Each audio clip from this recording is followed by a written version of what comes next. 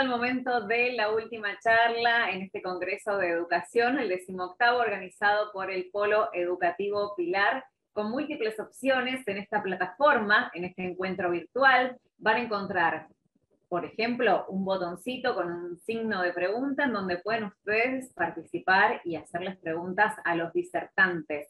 Ya está preparada Florencia Salvarezza para nuestra próxima presentación. También tienen la posibilidad de visitar la Expo Comercial y allí verán los stands de las empresas que nos acompañan y a quienes les agradecemos por estar presente en esta nueva edición, como la revista Colegio, Matific, Mediatel, Science Beats, Acudir Emergencias, Banco Superviel, Fase 2, Grupal, Matic, CESI, Idea Consultora, Popea y Learning Team. Gracias por nuevamente estar acompañándonos. Podrán ustedes también participar con una encuesta sobre el Congreso, por supuesto. Acceden a un link que está en el lobby de la plataforma. Y de allí también, de la misma plataforma, podrán descargar su certificado de asistencia. Afortunadamente, las charlas van a ser conservadas por 3 meses, estarán on demand para que las vuelvan a ver o para que tal vez si se perdieron alguna parte o alguna de ellas la puedan visualizar.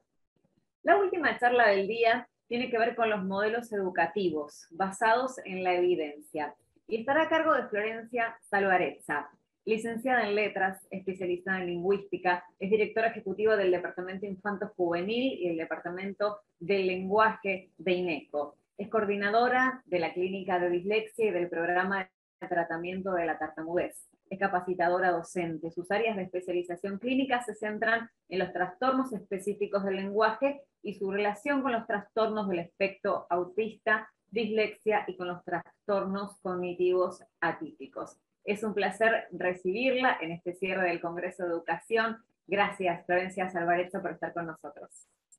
Muchas gracias a ustedes, un placer estar acá con ustedes, así que bueno, sí, yo me dedico, ya hace muchos años, pasé del lenguaje por la lectura y por la dislexia a educación, dirijo el Instituto de Neurociencias y Educación de la Fundación INECO, y los últimos años, me refiero a los últimos 10 años, me he dedicado fuertemente a esto. Ya participé alguna vez en un congreso de ustedes, así que muchísimas gracias por la invitación. Yo voy a compartir pantalla y vamos a conversar un rato. Yo voy a hablar de modelos educativos basados en la evidencia, pero un poco quiero centrar parte importante. Voy a usar un ejemplo que es la lectura, pero vamos a conversar un poco de qué hablamos cuando hablamos de evidencia. ¿Qué deberíamos hacer? Yo cierro el congreso, que sé que estuvo espectacular, tuve la oportunidad de escuchar algunas charlas, escuché algunas frases hace un ratito conversando con los organizadores del momento de sanación, de este es el momento de realmente, después de estos 2 años tan complejos educativos, volver a las aulas del modo más completo y volver mejor que lo que éramos en un punto. Yo voy a hablar en términos muy generales, mucho más allá del COVID. Voy a hacer como abstracción del COVID, voy a tomar números anteriores y vamos a hablar en términos generales de cuestiones que tienen que ver con la evidencia. Esto es, a nadie sorprenderá, esta es una foto de principios del siglo pasado de una operación. Era natural que fuera así, los conceptos de bacterias, de virus, de infecciones, de cuidados intrahospitalarios, era muy distinto a lo que es ahora. Y eso cambió a esto y a la posibilidad de ser operado remotamente por un robot, digamos que esté el robot donde está la persona para ser operada, pero que en verdad la persona que dirige el robot esté francamente en otro país, a miles de kilómetros de distancia. Este cambio se dio por el avance de la investigación científica, porque se fueron haciendo estudios, fuimos avanzando, la comunidad médica encontró cuestiones muy fundamentales respecto a las infecciones, historia que muchos conocerán, y ahora ninguna persona dentro de un lugar donde se va a hacer una operación está sin barbijo, sin cuidados extremos respecto de cuestiones que tienen que ver con las infecciones, solo para dar un ejemplo. Y esto solo se dio por el avance de la investigación científica, por el estudio y por los datos, y sobre eso nos vamos a trabajar. Lo mismo que el estudio de las enfermedades psiquiátricas, que durante mucho tiempo se pensaba que tenía que ver con la forma de la cabeza, con la forma de la frente. Eso es una imagen de la frenología. Si uno se sintiera mal, le duele mucho la cabeza, o creyera que tal vez está deprimido, o una persona que tal vez piensa que tiene una cuestión maníaco-depresiva y va a un psiquiatra y le miden la frente, estoy segura que saldría corriendo. No nos quedaríamos ahí bajo ningún punto de vista, porque sabemos que hay técnicas mucho más modernas. Sabemos que podemos ver el cerebro, y estos son avances científicos, esto es la ciencia. Hay evidencia que dice que yo puedo ver cierto tipo de procesos, puedo ver el cerebro mientras hacemos ciertas cosas. Tengo muchísima información gracias a los avances científicos. Y la medicina cambió gracias a la evidencia. Vamos, el COVID es un ejemplo magnífico de cómo uno puede ir usando la evidencia y los estudios anteriores para desarrollar, por ejemplo, vacunas en tiempos impensados en otros momentos frente a las necesidades. Entonces, existe en los estudios científicos, existen los datos, y además hay teorías y hay ideas. Entonces, un poco la idea es poder conversar acerca de esto. A mediados del siglo pasado, la mayoría de nosotros, todos los que somos mayores a 22 años, somos del siglo pasado. El siglo pasado fue hace muy poco. Parece, uno dice siglo pasado y se imagina los carruajes y los caballos por la calle, pero no. El siglo pasado fue hace muy, muy poco, y a mediados del siglo pasado, sobre todo las 2 décadas entre el 1960 y 1980, florecieron de teorías respecto de la pedagogía, cómo eran los mejores sistemas pedagógicos, cómo enseñar a los niños, y en algún momento esto rota, cambia la pregunta y se agrega una pregunta, no se suprime lo anterior, se agrega otra pregunta, y es, bueno, no solamente cómo enseño, yo tengo que empezar a pensar cómo aprenden los niños. Entonces se empieza a hablar, se deja de hablar de enseñanza únicamente, y empieza esta dicotomía de enseñanza y aprendizaje, y entran los dos términos en una serie de teorías e ideas fundamentales de mediados del siglo pasado, que tienen que ver con los grandes cambios en la enseñanza de la lengua, en la enseñanza de la matemática, y grandes cambios pedagógicos de fondo en teorías muy importantes insisto, entre 1960 y 1980 es el grueso, y esto fue decantando hasta que en 1990 empieza fuertemente todos los estudios en relación al funcionamiento cerebral funcional, es decir, a ver el cerebro mientras un niño o un adulto realiza ciertas funciones, leer, hablar, cantar, lo que fuera. De 1990 al 2000 es lo que se denominó la década del cerebro. Se denominó la década del cerebro por los grandes avances que hubo en ese momento, además de todo lo que tiene que ver con las cuestiones genéticas, estudios. Digamos, es un momento de un cambio brutal en los avances sobre el estudio del cerebro. Y como sabemos, eso no es algo que haya cambiado, sabemos que aprendemos con el cerebro. La lógica era, bueno, si aprendemos con el cerebro y sabemos más del cerebro, la lógica sería llevar todo este conocimiento al sistema educativo. Esto es el comienzo de este matrimonio nuevo que es la neurociencia y la educación. La neurociencia es un dominio muy amplio, biología, genética, psicología, educación, de todo, que entra a formar parte de la conversación con el sistema educativo. No es que la neurociencia debe informar y decir qué hacer, sino que es un sistema cooperativo donde la neurociencia tiene que aportar los datos, y el sistema educativo tendría, y debería, esto es lo que vamos a conversar, tomar esos datos para mejorar el sistema. La pregunta es si pudimos hacer esto, y qué es lo que deberíamos hacer. Porque el momento es, bueno, tenemos estos datos, reformulemos las teorías que teníamos sobre la evidencia. ¿Qué quiere decir esto? Bueno, tratar de llevar la investigación científica al aula, que no es muy simple, y uno de los conceptos más importantes que se incorpora a la discusión en ese momento, que es un concepto que no se fue nunca más y que tiene un peso muy relevante en las conversaciones, planificaciones y políticas educativas, es el concepto de diversidad. El concepto de diversidad es un concepto mucho más, no sé si decir simple o complejo, cualquiera de las dos puntas parece tramposa. El concepto de diversidad es un concepto muy romántico en un punto, y probablemente la imagen que mejor lo describa en relación al sistema educativo es esta. Se usa mucho esta imagen como una muestra de lo injusto de nuestro sistema educativo. Ese señor es Darwin y dice, para una selección justa vamos a tomar todos el mismo examen, por favor, trepe el árbol. Y esto se usa para mostrar que nuestro sistema educativo trata a todos de la misma manera, cuando sabemos que el elefante no puede trepar, mucho menos el pescado, pero que el mono en 2 saltos o el pájaro en un vuelo van a llegar arriba del árbol, con lo cual estamos pidiendo a todos que hagan lo mismo cuando no pueden hacer lo mismo. Esta es una imagen muy frecuente que muestra este concepto de diversidad tomado en términos muy ligeros. Cuando nosotros empezamos a pensar más allá de la imagen, la realidad es muy distinta. Los niños todos trepan el árbol, algunos más fácil, a otros les cuesta más, y algunos necesitan que alguien los suba, que los empuje, que les pongamos una escalera. Esas son las adaptaciones educativas. Tenemos un montón de recursos en la escuela, pero tenemos que entender que en el aula no nos encontramos con esta imagen, porque la trampa de esta imagen es pensar que algunos no pueden hacer algunas cosas.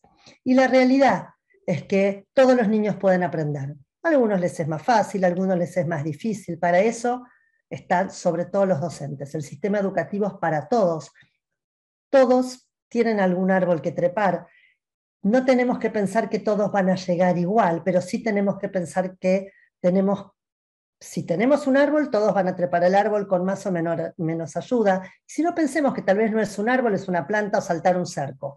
Pero tenemos que olvidarnos de esta imagen, porque si no estamos pensando que todos los niños son distintos. Los niños son todos seres humanos, no son idénticos, pero todos los seres humanos tenemos un cerebro. El cerebro es el mismo para toda la especie. Vamos a volver a hablar de la especie en un ratito. Es igual para toda la especie, con particularidades que las redes neuronales no son idénticas. Somos parecidos, pero no idénticos. Y esto es un poco lo que muestra esta imagen de los colores. Los seres humanos, somos todos seres humanos y todos los niños pueden aprender. Entonces, esta es la primera cuestión de la evidencia. Cuando hablamos de neurodiversidad, que es el concepto para la diversidad desde el punto de vista de neurociencias, hablamos de esto, de cerebros humanos, por tanto, muy parecidos, pero no idénticos. Pero todos pueden aprender. Todos los seres humanos podemos aprender. Entonces, la idea de este proceso 1990-2000 es llevar la evidencia científica al aula, que de vuelta no es tan simple, pero la primera pregunta es de qué hablamos cuando hablamos de evidencia. Y hablamos de distintas cosas. Y hay una frase muy importante de un colega, que yo les voy a mostrar una foto dentro de un rato, que es Pekka Räsänen, que es un finlandés que se dedica a neurociencia y educación, básicamente es un neuropsicólogo, experto en educación, y él siempre dice, hay que confiar en los datos, no en la persona que dice los datos. Entonces, cuando hablamos de evidencia, hablamos de estudios de investigación que dan datos, y ahí tenemos distintas cosas. Y lo que yo les voy a mostrar ahora es datos, algunos muy alentadores, y otros no. Esto no es muy alentador, pero estos son datos, son números de evaluaciones en el mundo. En el 2018 son los resultados de PISA del 2018. Si alguien nunca vio este mapa está dividido en 3 colores, verde, naranja y rojo. Verde son los países que tienen más de 500 puntos, naranja entre 450 y 500 y rojo por abajo de 450. Y el puntaje máximo en PISA es de 600. Como ven ahí, todo Latinoamérica y el Caribe es rojo. Latinoamérica y el Caribe tiene un problema serio, que es que no lee. Entonces uno se pregunta, ¿qué pasa? ¿Por qué tenemos esos puntajes rojos? Entonces pensemos, estos son los países con mejores resultados. Esto es 2018, donde China subió al primer puesto, después de Singapur, Macao, Hong Kong, Estonia, Canadá, y recién ahí está Finlandia, que en el 2013 era el país número 1. Solamente como algo pintoresco. Esta caída de Finlandia, 8 puntos en PISA, fue una catástrofe nacional. A nosotros nos va pésimo desde hace años y no es una catástrofe nacional. Eso también es un dato. De eso habló hoy un poco Jaime Echeverry. Entonces, estos son los datos, tengámoslos presentes, de los países que rinden mejor. Es decir, el país que rinde mejor rinde 555 sobre 600 puntos. Esto es Latinoamérica. El promedio latinoamericano es de 401 puntos, que es Argentina. Argentina tiene 401,5 puntos. Y el país que rinde más de la región es Chile, que mide 452. Top, Chile en el mapa es naranja, es el único país de la región que es naranja, por 2 puntos. Todos los demás países de la región somos rojos, rendimos peor, pero además Argentina, si ustedes miran, el 52% de la población está por debajo del puntaje más bajo de PISA. No solo rendimos mal, sino que la mitad de nuestra población de 15 años le va muy mal en PISA.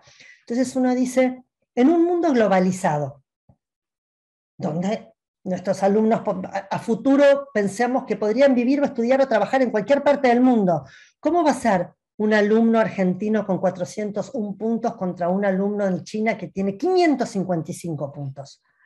Entonces uno dice, ¿qué hicieron estos países que tienen ese puntaje? Bueno, básicamente, además de cuestiones de políticas financieras y económicas, sobre todo respecto de cuestiones salariales, hay muchos países que no tienen más PBI que muchos de la región latinoamericana y Caribe para educación, pero toman decisiones basadas en la evidencia. Usan los datos de la investigación científica para la mejora educativa. Tienen incorporado al sistema de políticas públicas, a los sistemas de decisiones de políticas públicas, personas que manejan cuestiones que tienen que ver con la investigación en educación. Porque cuando uno dice 401 versus 555, ¿qué quiere decir para un niño? Bueno, básicamente quiere decir que un alumno promedio de una escuela, en este caso es un estudio con Brasil, pero Argentina estaba a 3 puntos PISA de eso, esos 2013, a 3 puntos PISA, un alumno promedio de matemáticas de una escuela en tercer grado en Brasil o Argentina, es una, digamos, promedio es un porcentaje entre el 40 y 50%, está en el percentilo 5 del sistema educativo finlandés, y va a educación especial. Eso es la diferencia entre 401 y 555. Un país que no compite y estamos condenando a nuestros jóvenes a un futuro incierto e ingrato. Entonces, además sabemos, y esto de vuelta, estos son datos, estos son números, no son opiniones, no son teorías, que los jóvenes que empiezan en el 10% más bajo a nivel de lectura en primer grado, siguen estando bajo en quinto grado. No es que después avanzo, no, esto no pasa. Entonces tenemos que empezar al comienzo, no podemos poner un curso de comprensión lectora al ingreso a la universidad. No le mejora a nadie la comprensión lectora 15 días de curso. Necesitamos empezar por abajo y vamos a trabajar sobre esto. Entonces, hagamos un ejercicio de pensar en prácticas basadas. Supongamos que tenemos un hijo, cualquiera de nosotros, un hijo que quiere aprender violín. Entonces averiguamos un buen profesor de violín y nos recomiendan el señor Antonio. Y vamos a lo de Antonio. Llegamos a lo de Antonio. En nuestra casa se escucha mucha música clásica, nos encanta la música no es ajena, pero nadie toca el violín. Y entonces lo llevamos a nuestro hijo a la clase de violín, entramos con él a la primera clase de violín, y el profesor Antonio nos sienta y nos hace escuchar una maravillosa sonata de violín. Maravillosa sonata de violín, 40 minutos, 38 minutos, al cabo de la cual termina, le da el violín a mi hijo y le dice, toca. Yo me quedo y me pregunto qué haría cualquiera de ustedes en una circunstancia como esa, esperando que Antonio se acerque y le muestre cómo se agarra el violín, cómo son las cuerdas del violín, cómo se ponen los dedos, cómo se apoya, cómo suena, para después enseñarle a mirar una partitura, y después en algún momento que trate de hacer algunos sonidos, es decir, que le enseñe.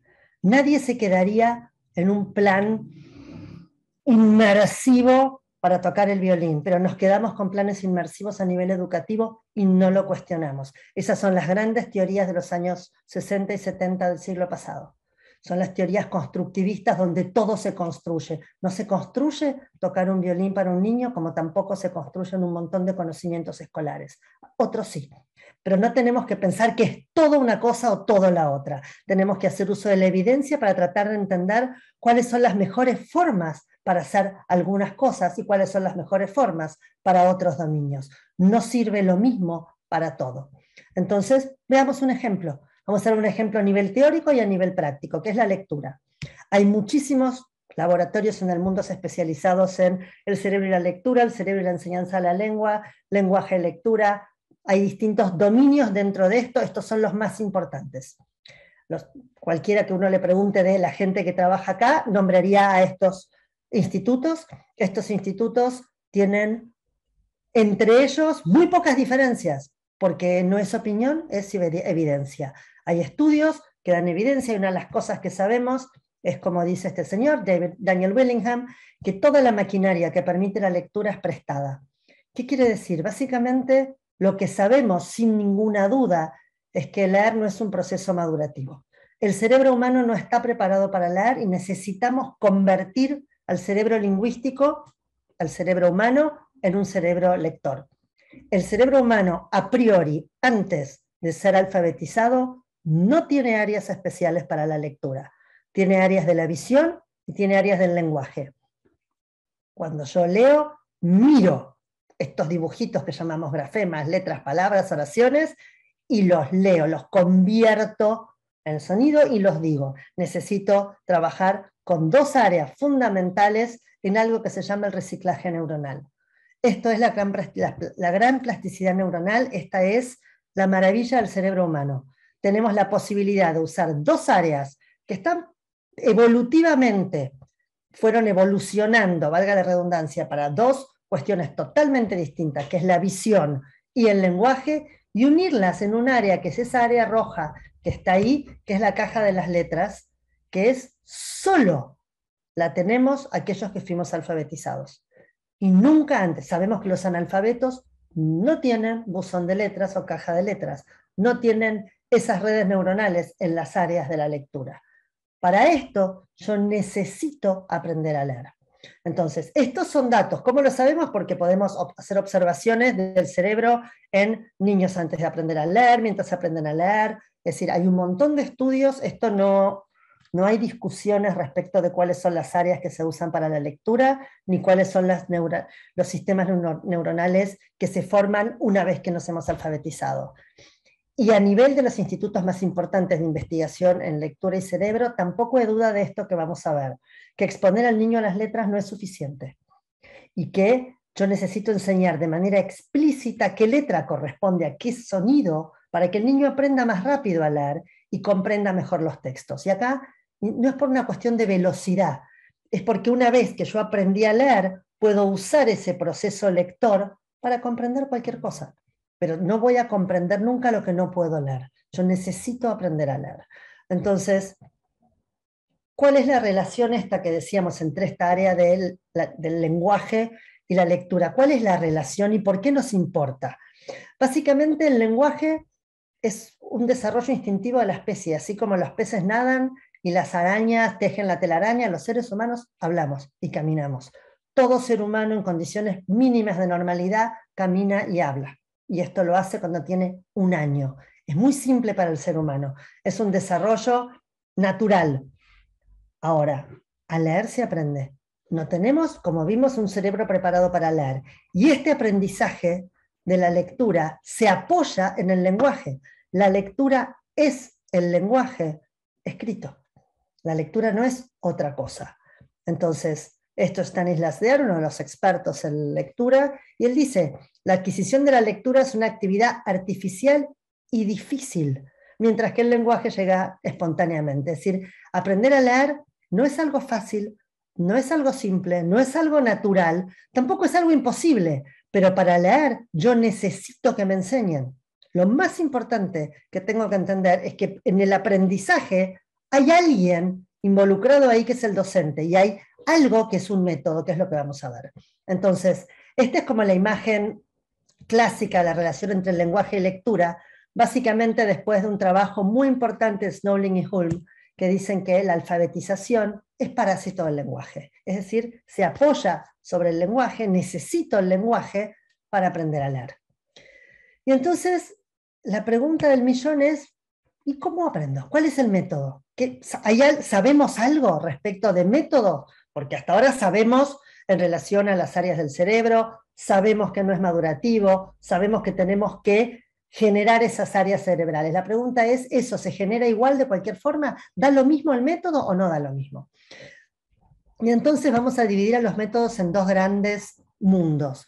Uno es el niño expuesto a la alfabetización y a la lectura, y otro es un método más sistemático y explícito. Básicamente hay todo un conjunto de métodos, de teorías, más que métodos son teorías e ideas que tienen que ver con lo que se llama métodos globales comunicativos basados en la oralidad, la psicogénesis, palabra generadora, en inglés se llama Three Cueing System también, y que últimamente se llama balanceado o equilibrado, que es un método global o basado en un método global con más conciencia fonológica.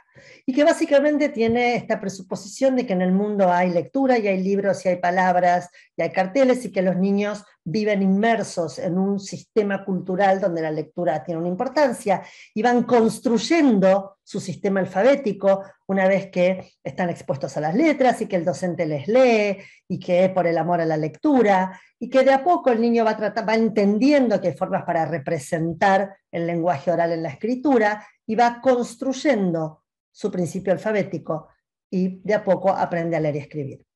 Opuesto a este sistema hay un cúmulo de sistemas o métodos muy metódicos que se llaman métodos analíticos, que tienen, muchas veces se les dice métodos de conciencia fonológica, lo cual es un error. Usan la conciencia fonológica como parte de la cuestión metodológica, pero son básicamente métodos muy explícitos, metódicos, analíticos, que en la mayoría de los casos usan lenguaje controlado. Eso quiere decir que yo voy enseñando las letras de a poquito, de a una, y una vez que enseñé 3 o 4 letras, empiezo a enseñarle a los niños a leer con esas letras, de modo que el proceso de aprendizaje de la lectura sea pronto, no tengo que esperar a que a fin de año los niños para abril leen, y entonces el proceso cerebral de aprender a leer es mucho más veloz y más automático, y tengo automaticidad y fluidez antes, y son métodos más controlados. Entonces uno dice, ¿cómo sabemos, entre otras cosas, que esto funciona? Bueno, que funciona uno, que funciona el otro. Este es un estudio de Manuel Carreiras. Manuel Carreiras es el director del Centro Vasco para el Lenguaje y la Lectura, que es uno de los institutos que aparecían en la diapo anterior, y es muy importante pues es un estudio hecho en español. El español es una lengua muy transparente, la mayoría de los otros institutos son de lengua inglesa, francesa o holandés, y este es un estudio muy importante, y Manuel hizo un estudio donde él muestra cómo los niños y los adultos, para entender una secuencia de símbolos, miran uno por uno, miran el detalle. Entonces él dice, si el cerebro va a los detalles, ¿por qué le voy a dar de comer con la globalidad? ¿Por qué voy a tratar de que mirando todo lo reconozcan cuando el cerebro naturalmente mira uno por uno? Entonces ellos hicieron un estudio en España muy importante, donde trabajaron con 2 grupos de escuelas, con un N de niños muy alto. A un grupo, en primer grado, le enseñaron a leer y a escribir con un método analítico, es decir, metódico, sistemático, explícito, basado en conciencia fonológica, enseñando letra por letra, y en el otro trabajaron con métodos globales. Y lo que hicieron fue comparar los resultados de los 2 grupos al final del primer grado.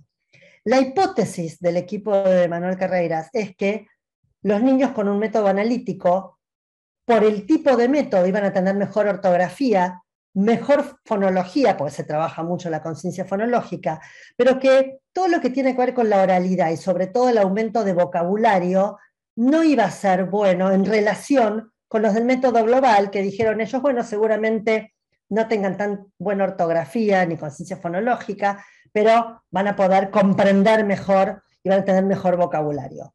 Los hallazgos del estudio de Manuel son estos.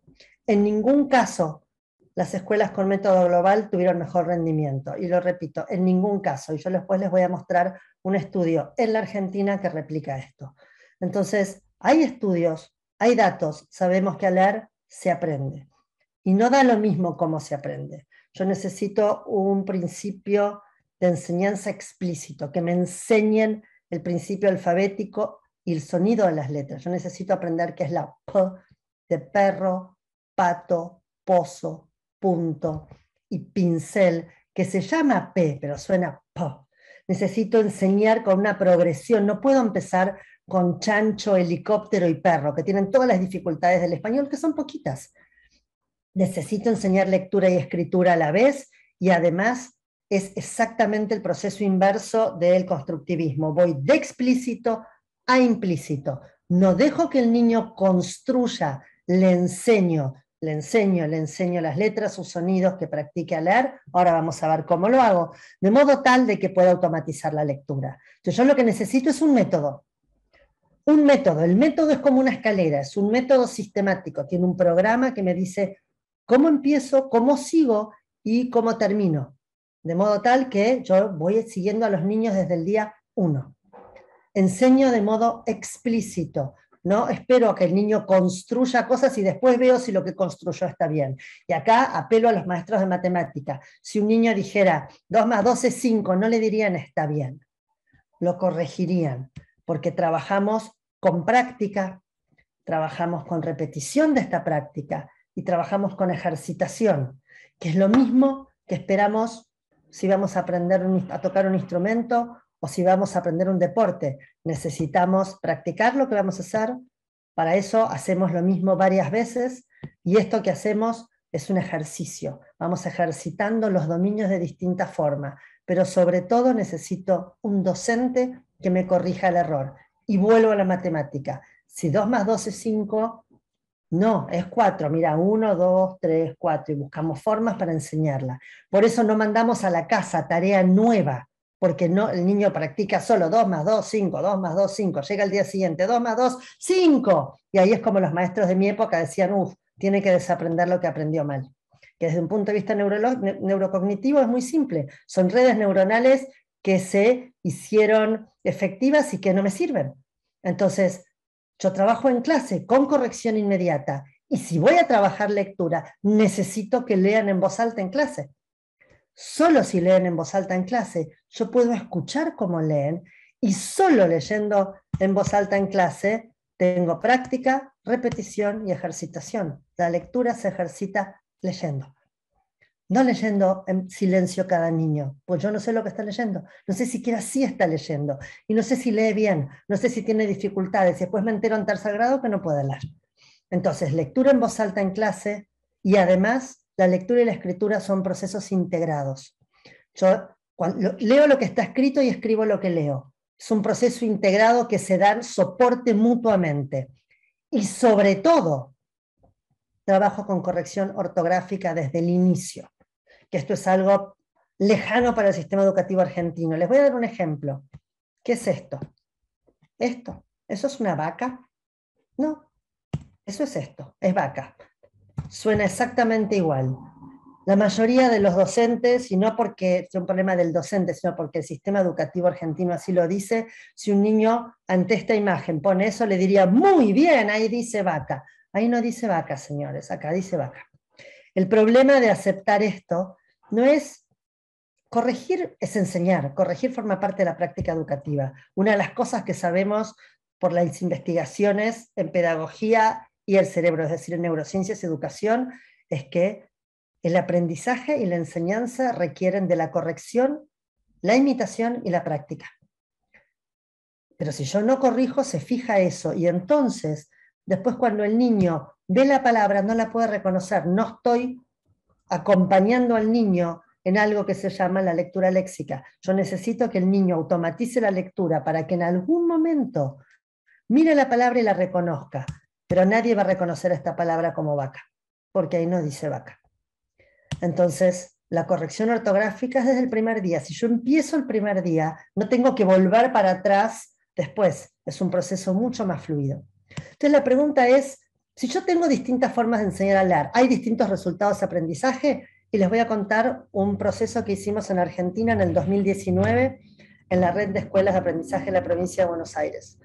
Hicimos un estudio con Aprendo Leyendo y los laboratorios Haskins de Yale. En un programa lo que hicimos fue comparar a dos grupos de niños, eran 280 niños, entre un grupo aprendió a leer con un programa explícito, sistemático, muy gradual, con lenguaje controlado, que es Aprendo Leyendo, y el otro grupo hizo lo que se hace en la escuela argentina normalmente. Los grupos estaban estadísticamente súper controlados para que sean demográficamente comparables. Y lo que hicimos fue ver qué pasaba, los evaluamos a los niños al comienzo, a mitad de año y al final, y lo que queríamos ver es, al final, los que habían aprendido con el método global balanceado que se usa en la escuela argentina en general, ¿aprendieron mejor, igual o peor? Los que trabajaron con el método Aprendo Leyendo, que es explícito, sistemático, estructurado, lenguaje controlado, ¿aprendieron igual, mejor o peor? Y la diferencia es significativa. Cuando el grupo azul es el grupo control, lo que trabajó como siempre en la Argentina, y el grupo naranja son los niños que aprendieron con un método sistemático y explícito. A nivel de oración, lo que hicimos al final del primer grado fue darles unas pruebas de comprensión de oraciones, tenían que matchar la oración con el dibujito. La diferencia es muy importante, es estadísticamente significativa, pero además, ustedes ven que hay 2 columnas para cada grupo. Una de las cosas más interesantes es que aún los niños, las columnas lo que dividen es la cantidad de días que los niños fueron a la escuela.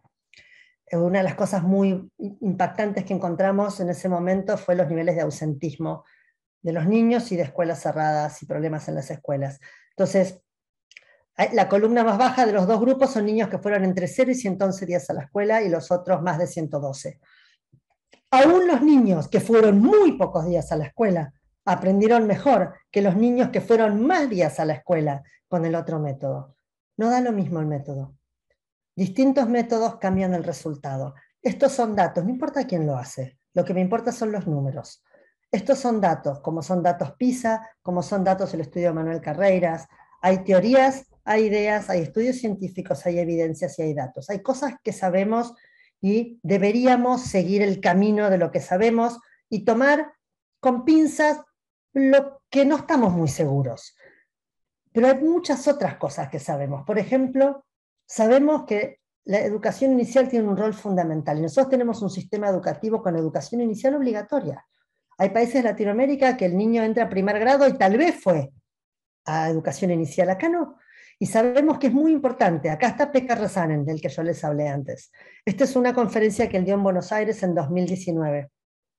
Y él decía que no importaba, no es tanto la riqueza de la sociedad, lo que decíamos antes, no es tanto el PBI per cápita de la sociedad, sino las oportunidades de aprendizaje que puede propiciar, es decir, qué hace con el sistema educativo, para qué tenemos escuelas y qué hacemos con las escuelas, cómo tomamos las decisiones que tomamos y por qué las tomamos. Y entonces, hablando de las competencias del siglo XXI que nos encantan, pero primero necesitamos que los niños puedan leer y escribir y sumar y restar. Entonces, él decía, hay cosas que sabemos que explican las diferencias y predicen las diferencias de los niños a largo plazo. Uno es la educación de la madre, sobre todo la madre, de los padres, pero sobre todo la madre, y el nivel de aprendizaje en el hogar, y sobre esto voy a volver. Otros son las habilidades cognitivas generales al comienzo de la escuela, y también voy a volver. Y otro es las habilidades básicas en los primeros años de escuela, cómo enseñamos a leer y escribir, y ya vimos, no enseñamos bien. Entonces, este es un listado de cosas que sabemos que necesitamos que el cerebro desarrolle para poder leer. Son todas asociadas al lenguaje. Y a partir de 4 a 6 años, todo está incluido en el sistema de educación obligatorio argentino. Y tiene que ver con cuestiones de conciencia fonológica, memoria verbal, conocimiento de las letras, poder manipular los sonidos, poder entender que si yo palo, le saco el primer pu, me queda alo. Ahora vamos a ver, pero sobre todo sabemos que, y en países con la gran diferencia socioeconómica poblacional que tenemos, no todos los niños ingresan con la misma preparación, y por preparación me refiero a lo que hablaba Pekka, que es el factor cuna, es decir, dónde nacieron, qué oportunidades tuvieron, pero sobre todo, cuál es el nivel de educación parental, porque el nivel de educación parental, sabemos, el factor cuna, es una cuestión de sociología, es fundamental, sabemos que determina, por ejemplo, los niveles de salud de los niños, cuántas veces los controles el primer año de vida, las vacunas, los controles pediátricos, si están enfermos y los llevan al médico. Tiene que ver también por cuestiones alimenticias, que las voy a dejar de lado, básicamente por una cuestión de tiempo. Tiene que ver también con la importancia que le da la familia a la educación. Entonces los niños faltan menos a la escuela. Como habrán visto, hay niños, como vieron en el mapa, la tabla que les mostré antes, que fueron al colegio menos de 111 días. Les recuerdo que tenemos más de 180 días obligatorios. Entonces, es muy importante la educación parental, pero además esto tiene que ver con si hay libros en casa o no, si le leen a los niños o no, y el tipo de conversaciones que tienen con los niños, lo cual determina el vocabulario que los niños escuchan. Y sabemos que al mayor nivel educativo, es decir, universitario, factor cuna con padres con nivel universitario versus factor cuna con padres con educación primaria, los niños ingresan a la escuela primaria, o sea, al primer grado, los niños de factor cuna más alto habiendo escuchado casi millones de palabras más. Esas millones de palabras se traducen en las posibilidades de comprensión de un texto con vocabulario variado, con las posibilidades comunicativas, con la comprensión en la conversación. Pero también sabemos que a partir de los 5 años la escuela puede operar sobre eso. Por eso necesitamos que la educación inicial trabaje la oralidad y trabaje lo que son los precursores del aprendizaje. Todo esto que veíamos acá. Y de vuelta, cuando vamos a los datos, sabemos que hay puntos de partida que tienen que ver con esto. Y lo que les voy a mostrar es triste, pero es modificable, porque sabemos cómo hay que hacerlo. La cuestión es tomar las decisiones. Cuando hicimos los estudios en Provincia de Buenos Aires, tomamos pruebas al ingreso del primer grado, y una de las pruebas eran pruebas de conocimiento de las letras y manipulación fonológica. De los 259 niños que evaluamos el primer mes de ingreso a primer grado, 125 niños no conocían ninguna letra. Insisto, de 259, 125 no conocían ninguna letra, ni las de su nombre. 5 niños conocían, 75 conocían 5 letras.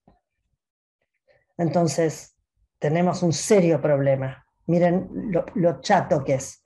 Y esta es la capacidad para segmentar, por ejemplo, mesa en a separar los sonidos, es decir, la manipulación fonológica que aparecía acá también como uno de los predictores. Todo esto debería ser terreno de la educación inicial.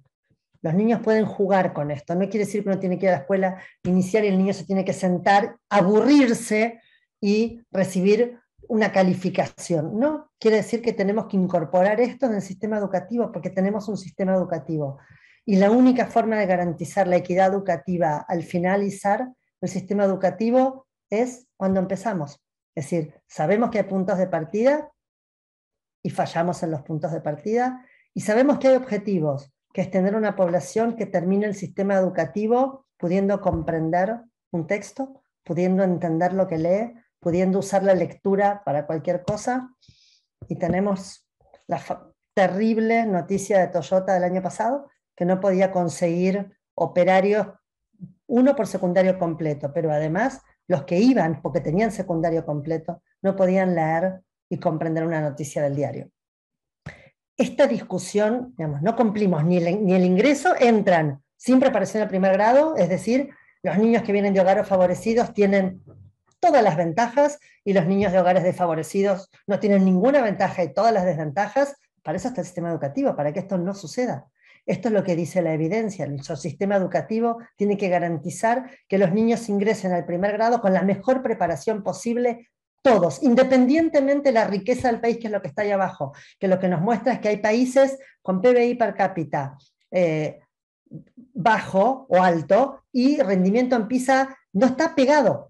No va pegado a esto, va pegado a las decisiones en política educativa, que tienen que ver decisiones a largo plazo, que son decisiones de Estado y políticas de Estado y no políticas de un gobierno, que tiene que ver con que están tomadas basadas en la evidencia, que para esto hay que conversar con expertos y tomar decisiones, no porque a mí me parece, todo le funciona a algún niño, yo no puedo tomar decisiones que a mí me funcionan. Necesito decisiones que funcionen para todo el sistema educativo, porque son millones de niños, porque es el futuro de la sociedad, porque es lo que la sociedad ofrece como, ya no es garantía, pero que es lo que la sociedad ofrecía como una garantía de un futuro mejor, ahora no lo ofrece.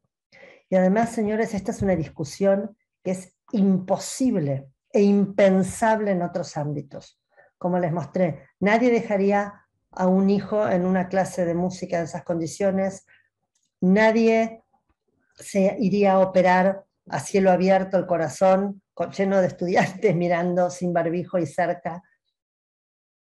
Preguntaríamos qué evidencia hay para ciertas cosas. Mucha gente no se quiso vacunar hasta que no hubiera evidencia suficiente de la seguridad de las vacunas. No vacunamos a los niños hasta que no hubo más evidencia. Tenemos que tomar decisiones educativas basadas en la evidencia. Hay mucha evidencia de que hay métodos para enseñar que funcionan mejor que otros. No solamente para la lectura. Voy a dar un ejemplo al pasar.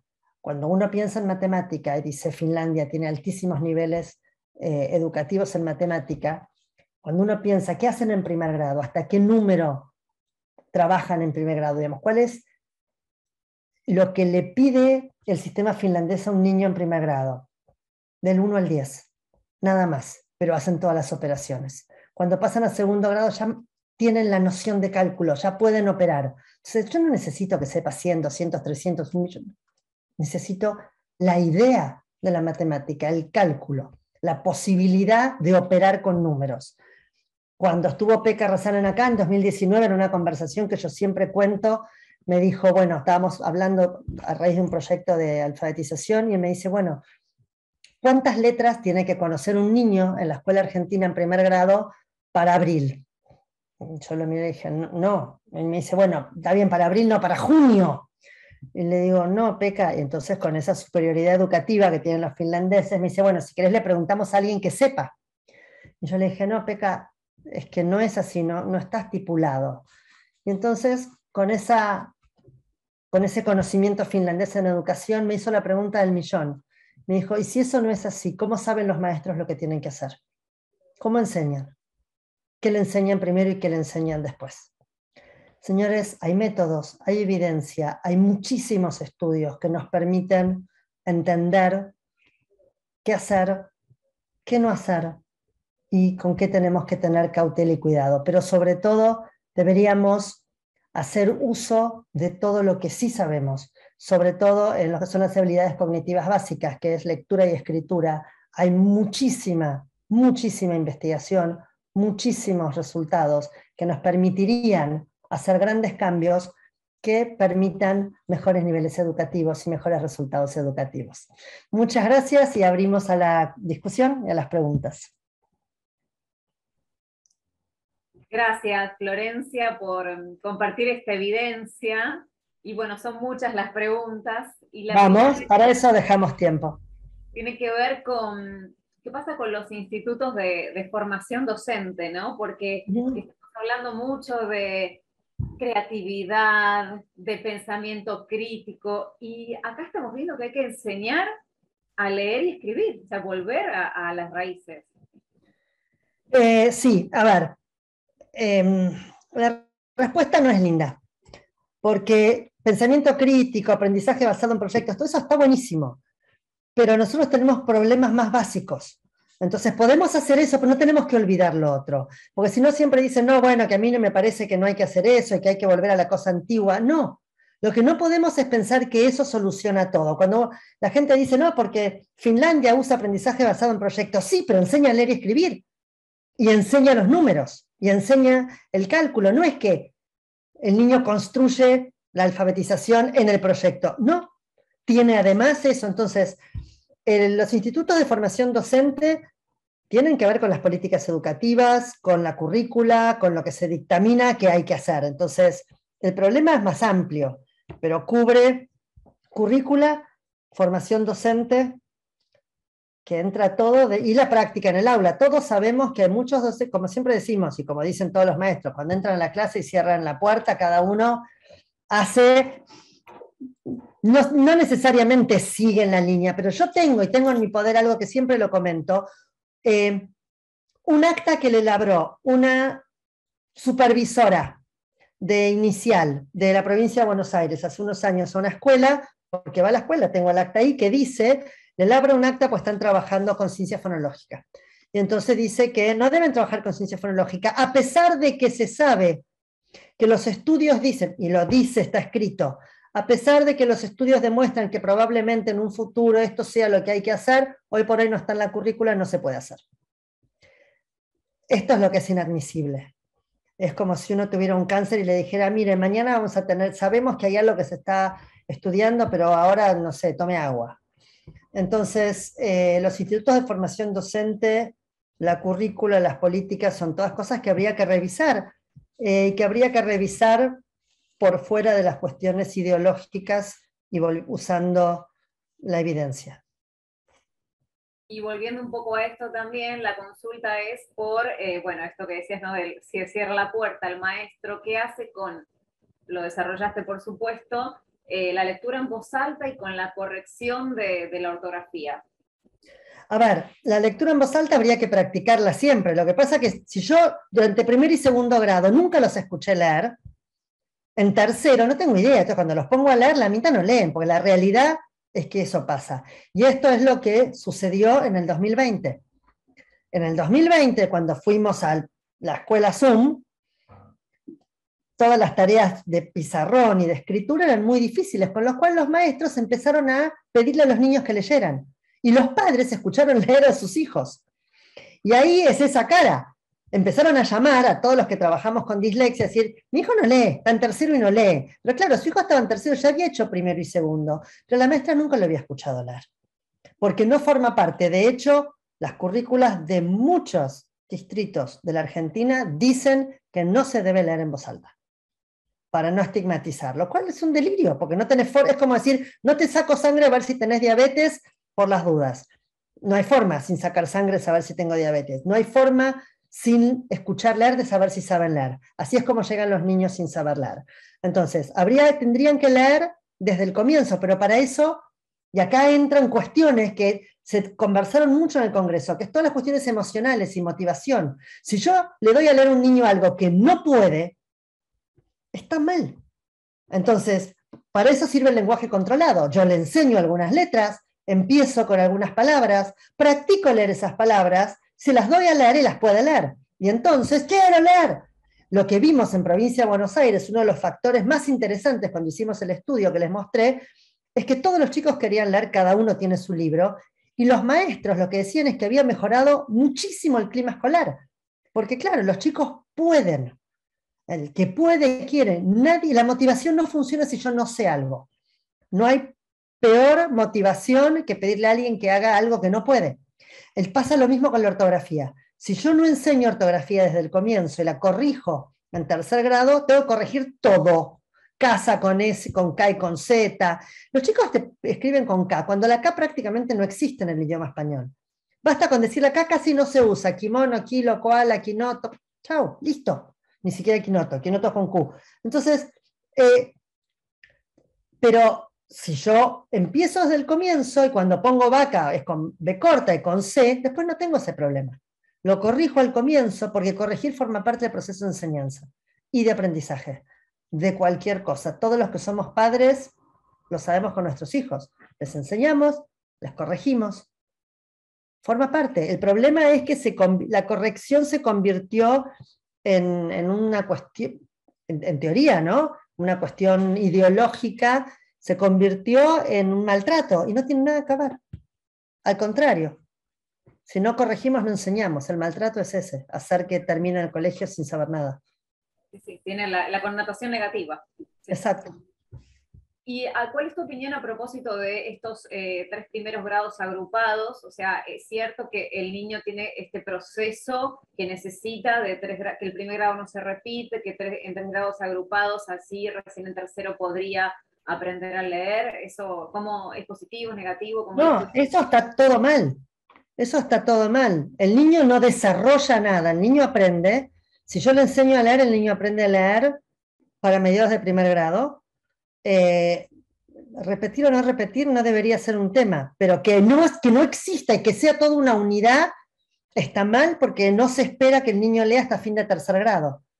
Y tercer grado pasó mucho tiempo, son 3 años que lo tuviste al chico en la clase sin hacer nada, sin prestarle atención, sin ocuparte.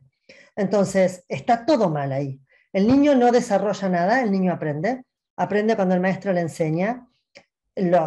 Hay una frase de Stanislas famosa que dice, si yo le enseño al niño de modo explícito y sistemático, tarda entre 4 y 6 meses en aprender a leer. Enero, marzo, abril, mayo, junio, julio, agosto. Lo que dice cualquier maestra de otra época de primer grado. Después de las vacaciones de invierno, leen, agosto. Pero para eso tengo que haber enseñado. Entonces, la unidad pedagógica no tiene ninguna lógica. Eso fue para, hagamos de cuenta que. Entonces, hacemos de cuenta que todos leen, no repiten. Repetir o no repetir debería ser el último de los problemas. El problema es cómo enseño para que todos aprendan. Si yo enseño bien, la repitencia es irrelevante, no tiene por qué existir. En estos niveles, sobre todo, que depende 98% de la cuestión metodológica y del docente. Entonces, los docentes tienen una enorme responsabilidad en el buen sentido de poder hacer esto. No es la responsabilidad de los docentes lo que está sucediendo, digamos, lo que sucede tiene que ver con decisiones pedagógicas e ideológicas pedagógicas que se vienen tomando desde hace 40 años. Pero no, la unidad pedagógica está todo mal. ¿Qué papel ocupa la motricidad y todo el aspecto ergonómico? El aspecto ergonómico, ¿te referís a la mano? Solo la mano, ningún otro, no hay ninguna otra cosa de la motricidad que afecte la lectura. Y la lectura no se ve afectada por la motricidad, la escritura sí, pero la lectura no. De hecho, los niños que tienen problemas motrices severos leen igual, no es un problema. Y la motricidad fina se trabaja, no se trabaja. Si yo enseño a leer y enseño a escribir, tengo que enseñar caligrafía. Quiere decir, tengo que enseñar cómo se traza la letra, porque los problemas de motricidad que hay en la escuela argentina, que todas las escuelas que se precien mandan digamos, a muchos padres de niños de primer y segundo grado al psicomotricista, porque el chico tiene problemas, tiene una letra espantosa, pero nadie le enseñó a hacer la letra. La escuela argentina hace muchos años abandonó la enseñanza del trazo de la letra, que es fundamental. La A es así o es así. Entonces, además, tenemos el problema de la mayúscula, que va a aparecer, lo contesto ya. Enseñamos la mayúscula porque es fácil, porque el palote. Un delirio, los libros están todos en imprenta minúscula, no en imprenta mayúscula. Los niños que solo leen imprenta mayúscula son analfabetos funcionales. Entonces, debería ser imprenta mixta, mayúscula para nombre propio y comienzo oración desde el día 1. Día 1. Yo escribo esta palabra con mayúscula porque es un nombre, es el nombre de alguien. O esta con mayúscula porque empieza la oración. El resto van con minúscula. Entonces, la motricidad la necesito para escribir. Al niño que tiene motricidad mejor que otra, eso no afecta a la lectura. Ninguna otra cosa en la motricidad afecta a la lectoescritura. No es necesaria la cursiva, que supongo que es la pregunta que viene atrás pegada a esto, o si no viene atrás, viene como cola de tren. Sí, exactamente, se pregunta eso mismo. La cursiva se usa solamente en la escuela primaria y para leer mapas antiguos. Como dijo un día un profesor, si no le enseño cursiva no va a poder leer mapas. Y yo le dije, si quiere leer mapas, que aprenda cursiva. Pero enseñarle a toda la población escolar cursiva para los mapas antiguos no tiene mucho sentido. No es necesaria la cursiva. Lo que es necesaria es la imprenta mayúscula minúscula, que es lo que hay en todo el mundo. Con eso es suficiente y el niño puede hacerlo. Si además quiero la cursiva, viene después y la puedo hacer. Pero lo que no puedo hacer tampoco es todo imprenta mayúscula, porque no va a poder comprender nada, no va a poder leer nada. Una última pregunta. Un chico que Sí. llegó a quinto, sexto grado, que aprendió mal a leer, a escribir, ¿es reversible este proceso? La primera pregunta es si ese niño aprendió mal porque es sistema educativo o si tiene un trastorno de aprendizaje. Si tiene trastorno de aprendizaje, digamos, dislexia, tiene que hacer un diagnóstico y tratamiento, y es otro proceso. Nada es definitivo, todo es medianamente reversible. Ahora, ¿es lo mismo que lo hubiera aprendido, que lo hubiéramos enseñado bien en primer grado? No. ¿Va a tener déficits siempre? Sí. Para mejorar eso necesitaría práctica lectora en voz alta y práctica lectora con alguien, porque si yo leo solo, no sé si leo bien o no, y nadie me corrige, nadie me dice nada, y conversación sobre eso para trabajar la comprensión lectora, necesitaría toda la práctica del proceso de aprender a leer condensado de un modo muy, muy, muy sistemático y con altísima intensidad y frecuencia.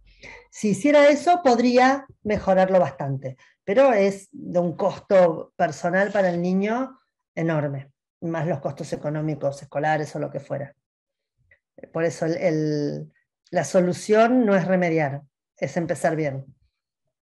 Florencia, ha sido un gusto, muy enriquecedora tu charla. Nos quedamos con esa evidencia. Esperamos que no se guarde la evidencia debajo de la alfombra para que, bueno, se puedan cambiar algunas de estas cuestiones, ojalá en los próximos años. Gracias por formar parte de este congreso.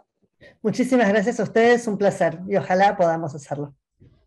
Gracias. Estamos ya en los últimos minutos. Despedimos a Florencia, que la pueden seguir en las redes, @Flor Salvarezza con doble Z. Allí la van a encontrar. Para darle un cierre a este 18º Congreso organizado por el Polo Educativo Pilar, convocamos a su vicepresidenta. Bienvenida, Moira Maswich. Hola, muchas gracias. Bueno, a mí me toca despedirlos.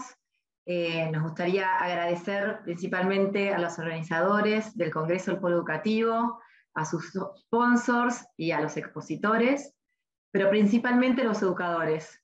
Como dijo Mercedes Miguel, creo que tenemos la mejor profesión del mundo y educadores que buscan capacitarse, buscan perfeccionarse, son educadores que toman su profesión con mucha seriedad, así que muchas gracias por ese compromiso. Los invitamos a que estén atentos porque vamos a subir enseguida todos los videos y toda la conferencia a YouTube, y estén atentos porque el Polo Educativo organiza muchas capacitaciones durante el año. Así que bueno, con esto los saludo en nombre del Polo Educativo y muchas, muchas gracias. Muchas gracias, Moira. En nombre, por supuesto, de todo el Polo Educativo Pilar, los despedimos. Les deseamos un buen comienzo de ciclo lectivo 2022. Gracias a Record por toda la parte técnica que nos ha acompañado en estas jornadas. Gracias a ustedes por participar. Que tengan un muy buen fin de semana. Hasta siempre.